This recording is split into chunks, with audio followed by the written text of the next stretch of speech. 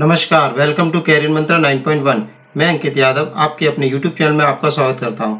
जैसा कि थंबनेल देखकर आप समझ सकते हैं कि आज की क्लास में हम यूपी ट्रिपल एससी पैट 2023 के लिए जो सीरीज चला रहे हैं, प्रैक्टिस सेट नंबर 14 लेकर के आए हैं। 14 को प्रैक्टिस सेट चलेगा।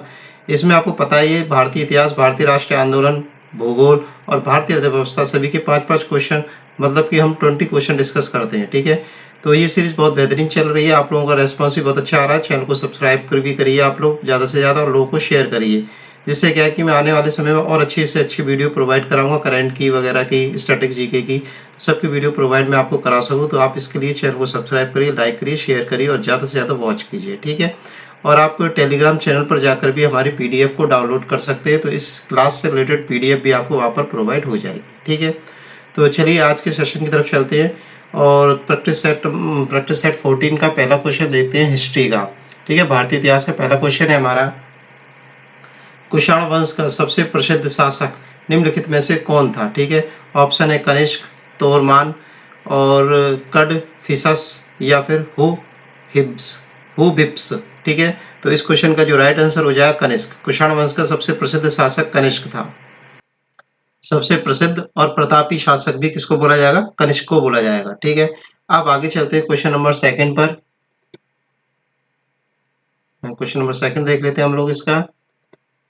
पांड्यास वंश, ठीक है, पांड्यास वंश की राजधानी किस स्थान पर अवस्थित हुआ करती थी? ऑप्शन है वातापी, मदुरई, कोच्चि या बारगल। तो इस क्वेश्चन का राइट आंसर हो जाएगा मदुरई। बी ऑप्शन इसका राइट हो जाएगा। तो पांड्या राज्य की जो राजधानी थी वो कहां पर थी? मदुरई में थी। ठीक है, नेक्स्ट क्वेश्चन की तरफ चलते हैं। अष्टप्रधान क्या है? ठीक है, अष्टप्रधान क्या है? अकबर के 8 प्रमुख मंत्रियों का समूह, जहांगीर के 8 विश्वसनीय सरदारों का समूह, शिवाजी के 8 सदस्यीय मंत्रिमंडल का समूह या फिर इनमें से कोई नहीं। तो इस क्वेश्चन का राइट आंसर हो जाएगा सी।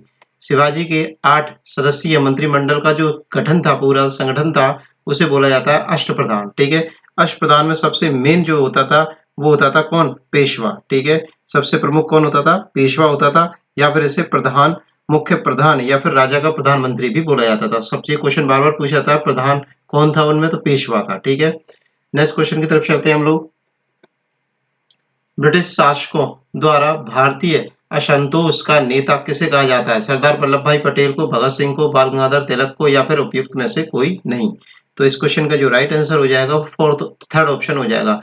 बाल गंगाधर तिलक को जो है ब्रिटिशों के द्वारा भारतीय असंतोष का नेता कहा जाता है। ठीक है, तो इस क्वेश्चन का राइट आंसर क्या होगा? सी ऑप्शन राइट हो गया, बाल गंगाधर तिलक।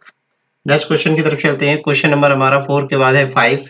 सिराजुद्दौला सिराजुद्दौला ने किस शहर का नाम अलीनगर में परिवर्तित किया था? अलीनगर किसे बनाया था? कोलकाता को, आगरा को, फिरोजपुर को या फिर फतेहपुर को?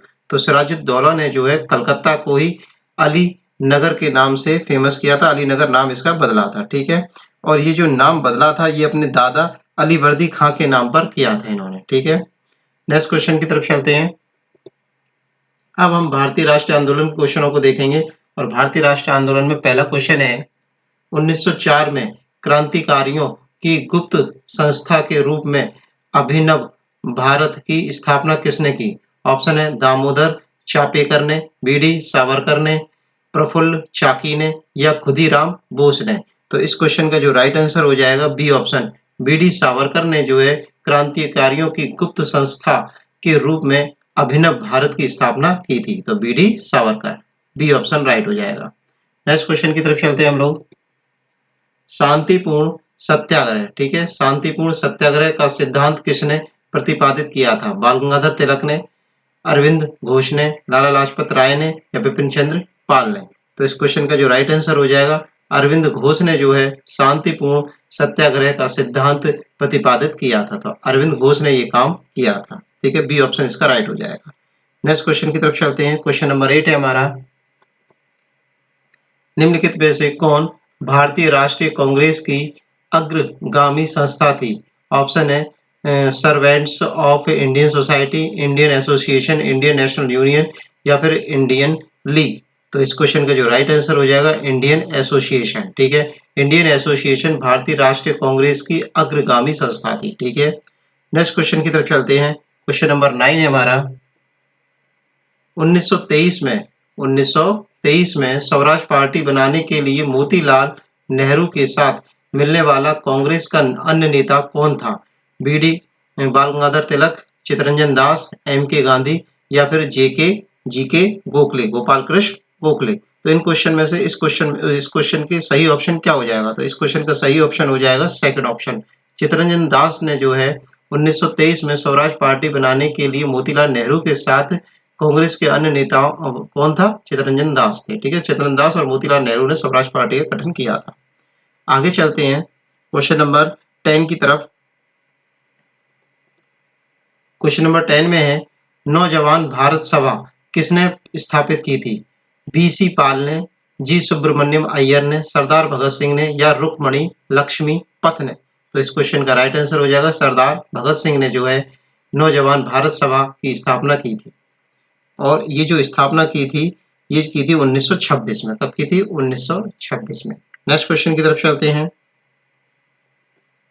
अब हम भूगोल से रिलेटेड क्वेश्चंस की बात करेंगे। भूगोल का फर्स्ट क्वेश्चन है हमारा, मिट्टी और पत्थर के टुकड़ों का पहाड़ी की तल की ओर गमन करना कहलाता है। ठीक है, मिट्टी और पत्थर अगर पहाड़ी की तरफ गमन करते तो उसे क्या बोलते हैं? मृदा अपरदन, मृदा अपक्षेपण, नाइट्रोजन से युक्त होना या ह्यूमस की कमी से ग्रस्त होना? तो इस क्वेश्चन का जो राइट आंसर हो जाएगा मृदा अपरदन बोला जाता है। ठीक है, मिट्टी और टुकड़ों का पहाड़ी तल से अलग होना या उससे दूर की तरफ जाना मृदा अपरदन कहलाता है। ठीक है, नेक्स्ट क्वेश्चन की तरफ चलते हैं। और मृदा अपरदन जो होता है वो वर्षा के कारण जल या नदी के जल में से होता है। ठीक है, आगे चलते हैं। नेक्स्ट क्वेश्चन है हमारा, एशिया की सबसे लंबी नदी कौन सी है? सबसे लंबी नदी बतानी है, वो भी कहाँ की? एशिया की। ऑप्शन है नील नदी, अमेजन नदी, यांगसी नदी या फिर गंगा नदी। तो इस क्वेश्चन का राइट आंसर हो जाएगा एशिया की सबसे बड़ी नदी है यांगसी नदी। ठीक है, सबसे लंबी नदी कौन सी है? यांगसी नदी है एशिया की। ठीक है, और इसकी अगर लंबाई की बात करी जाए तो ये 5,797 किलोमीटर लंबी है। ठीक है, 5,797 किलोमीटर लंबी है और यह तिब्बत के पठार से निकलकर चीन में प्रवाहित होती है। ठीक है, और मध्य सागर में जाकर के गिरती है। अब क्वेश्चन नंबर 13 की तरफ चलते हैं हम लोग। क्वेश्चन नंबर 13 क्या कह रहा है? भारतीय मानक समय और ग्रीनविच मध्याह्न के बीच कितने समय का अंतर है? ठीक है, जो आपकी भारतीय मानक समय है और ग्रीनविच लाइन है उनके बीच में कितने घंटे का समय है, कितने घंटे का अंतराल है? तो ऑप्शन है 5.5 घंटे, 2.5 घंटा, 6.5 घंटा या फिर 5 घंटा। तो इस क्वेश्चन का राइट आंसर शायद सभी को पता ही होगा। जो हमारे भारत का समय 5.5 घंटे आगे चल रहा है, तो 5.5 घंटे प्लस 5.5 घंटे का डिफरेंस है हमारे यहाँ के टाइम में। ठीक है, और ये जो हमारा जो अगर वैसे कि पूर्वी देशांतर की बात करिए, हमारे यहाँ जो देशांतर है 82 डिग्री मतलब दूर है। ठीक है, जैसे कि ये हमारा जीरो है, हमारा जीरो क्या नाम है, ग्रीनविच रेखा है। तो इससे इधर की तरफ चलेंगे हम लोग, पूरब की तरफ चलेंगे तो पूर्वी देशांतर होगा और पूर्वी देशांतर पर 82 डिग्री की तरफ चलेंगे तो यहाँ पर हमारा भारत है। अब आगे की तरफ चलते हैं हम लोग। क्वेश्चन नंबर 13 के बाद 14 देखते हैं। भारत का सबसे बड़ा नमकीन पानी का झील कहाँ पर स्थित है? नमकीन पानी की झील कौन सी है? सांभर है, पुलिकट है, चिल्का है या राजसमंद है? तो इस क्वेश्चन का जो राइट आंसर हो जाएगा वो हो जाएगा सांभर झील। सांभर झील जो है खारे पानी की या नमकीन पानी की सबसे बड़ी झील बोली जाती है। सबसे बड़ी नमकीन पानी की झील कौन सी है? सांभर झील है। ठीक है, और ये जो झील है सांभर झील, ये आपकी अवस्थित कहाँ पर है? तो ये अवस्थित है आपकी राजस्थान में। कहाँ अवस्थित है? राजस्थान में अवस्थित है। नेक्स्ट क्वेश्चन की तरफ चलते हैं।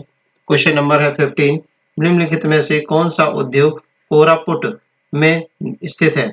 पोर्ट निर्माण, विमान निर्माण, लौह एवं इस्पात, विद्युत, लोकोमोटिव। तो इस क्वेश्चन का जो राइट आंसर हो जाएगा आपका सेकंड ऑप्शन, विमान निर्माण के लिए आपका कोरापुट जो है फेमस है। ठीक है, आगे की तरफ चलते हैं। क्वेश्चन नंबर 16 की तरफ चलेंगे और क्वेश्चन नंबर 16 से हमारी भारतीय अर्थव्यवस्था शुरू हो रही है।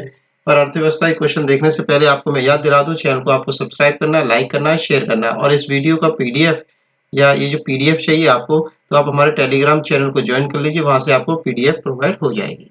चलिए देखते हैं आगे के क्वेश्चन को हम लोग। निम्नलिखित में से कौन भारत में नीति आयोग का पदेन अध्यक्ष है? राष्ट्रपति, प्रधानमंत्री, उपराष्ट्रपति या फिर वित्त मंत्री?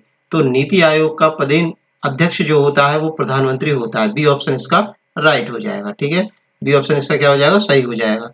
और नीति आयोग मतलब कि नीति की जो फुल फॉर्म है वो है national institution for transforming India. ठीक है, नेक्स्ट क्वेश्चन की तरफ चलते हैं हम लोग। क्वेश्चन नंबर 17 है हमारा, निम्नलिखित में से किस पंचवर्षीय योजना के समय कार्य के लिए खाद्य योजना आरंभ की थी? ठीक है, कार्य के लिए, ठीक है, कार्य के लिए खाद मतलब काम करोगे तो खाना मिलेगा। ठीक है, 5वीं पंचवर्षीय योजना में, 10वीं पंचवर्षीय योजना में, 7वीं पंचवर्षीय योजना में या फिर 9वीं पंचवर्षीय योजना में। तो इस क्वेश्चन का राइट आंसर हो जाएगा बी, 10वीं पंचवर्षीय योजना में। जो 10वीं पंचवर्षीय योजना चली थी वो 2002 से लेकर के 2007 तक चली थी। ठीक है, और इस पंचवर्षीय योजना में क्या था कि अगर आप काम करेंगे तो काम के बदले आपको क्या मिलेगा? खाना मिलेगा। अब क्वेश्चन नंबर 17 के बाद हम 18 पर आ गए हैं। भारत सरकार की प्रधानमंत्री श्रम योजना मानधन PMSYM योजना के तहत दे न्यूनतम सुनिश्चित मासिक पेंशन कितनी की गई है? ठीक है, तो मासिक पेंशन आपको कितनी मिलेगी ये आपको बताना है। तो ऑप्शन देख लेते हैं, 2000 रुपए, 1000 रुपए, 4000 रुपए या फिर 3000 रुपए। तो इस क्वेश्चन का राइट आंसर हो जाएगा 3000 रुपए। मासिक पेंशन कितनी मिलेगी? श्रम योजना के तहत आपको 3000 रुपए मासिक पेंशन दी जाएगी। ठीक है, नेक्स्ट क्वेश्चन की तरफ चलते हैं हम लोग। क्वेश्चन नंबर 19 है हमारा, भारत में विकसित होने वाला पहला आधुनिक उद्योग कौन सा है? ठीक है, सबसे पहले कौन सा उद्योग विकसित हुआ था? ऑप्शन है लोहा एवं इस्पात उद्योग, सीमेंट उद्योग, कुटीर उद्योग या फिर इंजीनियरिंग उद्योग। तो इस क्वेश्चन का जो राइट आंसर हो जाएगा, लोहा एवं इस्पात उद्योग आपका आधुनिक उद्योग के नाम से फेमस है। ठीक है, तो इस क्वेश्चन का राइट आंसर क्या हो जाएगा? लोहा एवं इस्पात उद्योग सबसे पहले ये विकसित हुआ था। 19 के बाद हम बात करते हैं 20 क्वेश्चन की तरफ। भारत के भुगतान संतुलन को किसके द्वारा ठीक किया जा सकता है? ठीक है, मुद्रा अवमूलन के द्वारा, प्रबल निर्यात संवर्धन के द्वारा, आयात प्रतिस्थापन के द्वारा या फिर उपयुक्त सभी। तो इस क्वेश्चन का जो राइट आंसर हो जाएगा उपयुक्त सभी। चारों के तीनों जो ऑप्शन दिए इन तीनों के द्वारा ही भारत में भुगतान संतुलन को ठीक किया जा सकता है। ठीक है, अब आगे चलते हैं। अब आगे कुछ नहीं है, आप जैसे बताइए कि चैनल को आपको सब्सक्राइब करना है, लाइक करना है और शेयर करना है और कमेंट बॉक्स में कमेंट भी करना है। और ये मैंने आपको पूरी आंसर की प्रोवाइड कराई है सेट नंबर 14 की। तो आप क्या है पूरे इस क्वेश्चंस को देख करके यहाँ से आंसर की लगा सकते हैं। ठीक है, तो आंसर की से आप मैच कर सकते हैं कितना आप सही चल रहे हैं। ठीक है, तो आप चैनल को सब्सक्राइब कर दीजिए, लाइक कर दीजिए, शेयर कर दीजिए। और आप सभी लोगों का बहुत बहुत धन्यवाद। Thanks for watching video. Take care, bye bye, धन्यवाद।